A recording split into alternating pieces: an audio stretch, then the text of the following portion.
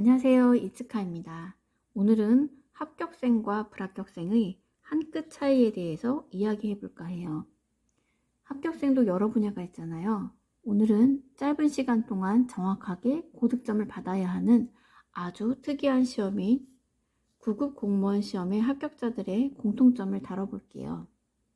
11월은 언제 끝날지 모르는 기출 시즌이잖아요. 지루하고 이 두려운 기출 터널의 시기가 끝나면 이 시기를 알차게 보낸 합격자와 불합격자 사이에 눈에 보이지 않는 실력의 차이가 생깁니다. 사실 기출해독을 마치면 누구나 80점까지는 쉽게 다가갈 수 있지만 합격 컷을 90점이라고 가정했을 때 그 점수까지 가는 데에는 플러스 알파가 필요합니다. 아직 실력이 부족한 분들은 열외로 하고 아쉽게 합격을 하지 못하신 분들은 합격자와 성적 차이가 별로 안 나요. 공무원 시험에 절대 점수라는 것은 없습니다. 이번 시험에서 내가 만점을 받았지만 다음 시험에는 장담할 수 없는 시험이에요. 저 또한 그 벽을 넘지 못해서 오랫동안 고민해왔고 또 함께 공부하면서 합격생들과 불합격생 등을 지켜보다 보니 어느 정도 공통점을 느낄 수 있었습니다. 물론 여러 가지 이유가 있겠죠. 하지만 그 중에서도 정말 한 끗 차이다 라고 생각되는 부분을 중심으로 정리를 해봤습니다. 여러분들은 시행착오를 줄이고 빠른 시일 내에 좋은 결과를 얻으시기 바랍니다. 그럼 한번 시작해 볼까요?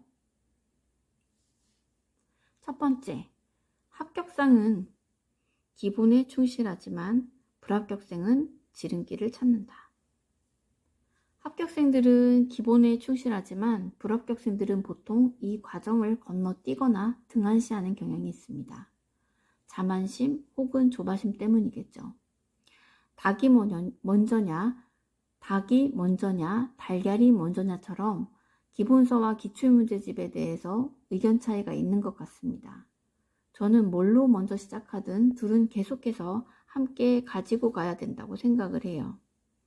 최종적으로 내가 봐야 할 것은 물론 단권화된 교재겠죠. 여기에서의 차이는 불합격생들은 기본서와 기출문제집 둘 중에 하나를 자꾸 건너뛰려고 한다는 사실입니다. 기출 범위가 매우 적거나 60점 혹은 80점만으로도 합격이 가능한 시험이라면 사실 기출문제집만 달달 외워도 된다고 생각하거든요. 저도 사실 처음에 공부를 할 때 기본서를 좀 우습게 봤어요. 그런데 그렇게 되면은 80점에서 85점까지는 쉽게 오를 수 있습니다. 그런데 여기에서 90점까지 안정되게 오르는 게 쉽지 않아요. 그리고 점수가 굉장히 매우 불안정해집니다. 그러니까 둘 중 하나가 아니라 꼭 둘 다 함께 가지고 가셔야 합니다. 두 번째, 합격생들은 합격을 위한 공부, 불합격생은 무조건 공부만 합니다. 합격생들은 시험에 대해서 정확하게 파악하고 있더라고요.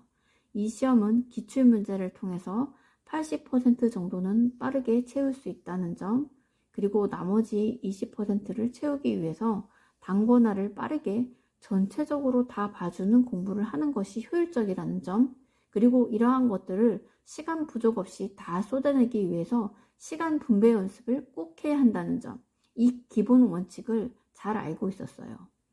제가 합격컷에서 몇 년 있었다고 했잖아요. 기출은 다 알겠는데 실전에서 성적이 생각보다 잘 안 나왔어요. 그때는 시험 시간 배분 연습의 중요성을 간과했었죠.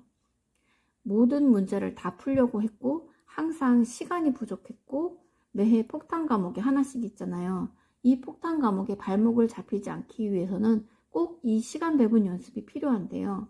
저는 계속 실력이 부족하다고 생각을 한 거죠. 기본서를 한 번 더 읽고 시간 배분 연습을 했어야 하는데 폭탄 과목에 너무 제가 상처를 받다 보니까 자꾸 지엽적이고 그리고 모의고사 문제들 이런 것들에 제가 자꾸 눈을 돌려버리는 큰 실수를 하게 된 거죠. 지금 뜨끔하신 분들 있죠. 차라리 기출문제집만으로 한계에 다다랐다고 느껴질 때에는 차라리 기본서를 전체적으로 더 읽어주고, 그리고 외워야 할 것들을 더 확실하게 암기를 하세요. 모르는 것은 속어법으로 풀어도 되거든요. 그러니까 이런 지역적인 것들을 공부하지 않아도 충분히 이 속어법으로 다 풀 수가 있습니다. 차라리 범위를 넓히지 말고 정확하게 암기하실 것을 추천합니다. 당신이 실력이 부족해서가 아니라 아직 숙련이 덜 된 것임을 잊지 마세요. 시간 배분법에 대해서 좀 더 자세히 알고 싶으시다면 시간 배분법 편을 참고해 주세요. 세 번째, 합격생들은 점점 압축해 나가는 해독을 하지만 불합격생들은 건너뛰는 해독을 합니다. 구급시험에서 8421 압축 해독법이 굉장히 인기가 많잖아요. 그 압축 해독이 유명한 이유는 흐름을 놓치지 않으면서도 중요한 것들을 여러 번 반복할 수 있기 때문이거든요. 압축이라는 이 말은 양은 줄어들지만 내용은 전부 다 끌고 간다는 얘기거든요. 눈으로 팡팡 찍느냐, 자세하게 읽느냐, 그러한 강약의 차이는 있겠지만 결국은 전체를 다 볼 수 있습니다. 마지막 날에 제목만 눈으로 찍어도 그 내용들이 생각이 나기 때문에 회독이 굉장히 빨라져요. 그런데 건너뛰는 회독을 하시는 분들, 이 건너뛰는 회독을 하시는 분들은 양과 내용을 전부 다 줄여버리는 거죠. 양도 줄이고 내용도 줄이고. 그러니까 압축이 아니라 완전 빼버리는 거죠. 시험장에서 그렇게 되면은 시험장에서 처음 보는 것들이 많아지기 때문에 점수에 한계가 오게 됩니다. 이런 말이 있죠. 열심히 하는 자 위에 똑똑한 자, 똑똑한 자 위에 어제 본 자가 있다.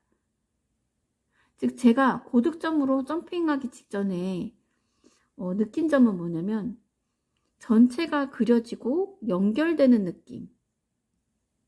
문제를 풀면서 이게 기출범위의 문제인지 새로운 문제인지 이 정도는 구분할 수 있고 이 정도는 구분이 되어야 시간 그 분배가 가능해집니다. 새로운 문제 그리고 모르는 문제를 구분할 수 있어야 이거를 제끼고 두 번째 풀거나 하면서 시간을 본인이 조정을 할 거 아니에요. 그런 느낌을 받을 때까지는 아직 덜 된 겁니다. 1월이든 3월이든 무조건 시험 직전까지도 이런 느낌을 못 받았다면 계속 하셔야 돼요. 자세한 회독법은 기출 단권화 편을 참고해 주세요. 네 번째, 합격생들은 지식을 출력해내는 연습과 암기를 게을리 하잖아요. 그렇지만 불합격생들은 보통 이쁘게 정리만 하고 여기서 끝내는 경우가 많습니다. 정리만 잘한다고 해서 내가 시험장에서 다 쏟아붓고 올 수 있는 건 아니거든요. 착각을 하는 거죠. 정리를 내가 잘했으니까 그것이 내 머릿속에 있을 것이다 라고. 근데 여기에서 꼭 정리해서 끝나는 것이 아니라 암기와 출력하는 연습까지 하셔야 점수가 올라간다는 사실을 절대 잊으셔서는 안 돼요. 각 과목별로 제가 암기 방법과 회독법에 대해서 챕터별로 정리를 해 두었으니까 그 필요한 부분만 참고를 하시기 바랍니다. 마지막으로 5번째, 합격생은 본인의 컨디션을 최대로 끌어올리도록 노력하지만 불합격생은 그냥 자신의 컨디션에 의지하고 따라간다. 루틴의 힘이라는 말이 있어요. 흔들리지 않고 끝까지 계속해서 나아갈 수 있게 만드는 힘이죠. 즉, 규칙적인 반복을 통해서 이런 회복 탄력성을 높여주는 힘이라는 뜻인데 합격생들은 대부분 계획적이고 규칙적으로 생활을 합니다. 하루 공부 시간이 몇 시간인지도 중요하지만 그 좋은 루틴을 만들어서 이것을 유지해 나가는 것만큼 나의 멘탈 보호에 효율적인 방패는 없는 것 같아요. 물론 명상도 좋고 좋은 그런 글을 보는 것도 좋고 굉장히 많은 방법이 있지만 제가 봤을 때는 수험생에게 가장 효율적이고 바람직한 그런 방법 그게 바로 루틴의 힘을 이끌어낼 수 있는 그런 규칙적이고 반복적인 그런 생활 패턴을 만들어 나가는 것이 가장 좋았던 것 같아요. 그래서 여러분들은 꼭 본인의 그러한 루틴을 잘 찾아 나가시길 바라고, 이러한 계획을 짜는 방법들은 기출 단권화 편에 보면은 계획 짜기 편을 제가 챕터로 구성을 해놨거든요. 그 부분을 참고해 주시면 감사하겠습니다. 최대한 뻔한 소리 안 하고 진짜 도움이 될 만한 이야기들로 구성해 보려고 노력해 봤거든요. 이제 이러한 이야기들을 얼마만큼 본인의 것으로 소화할 수 있는지는 여러분의 몫이겠죠. 합격생과 불합격생의 차이는 정말 한 끗입니다. 그렇지만 결과에 대한 평가와 대우는 매우 다르죠. 미래의 나를 위해서 조금만 참고 버틴다면 곧 행복한 시간이 기다릴 것입니다. 물론 지옥의 문으로 들어가기 전까지만요. 힘내세요.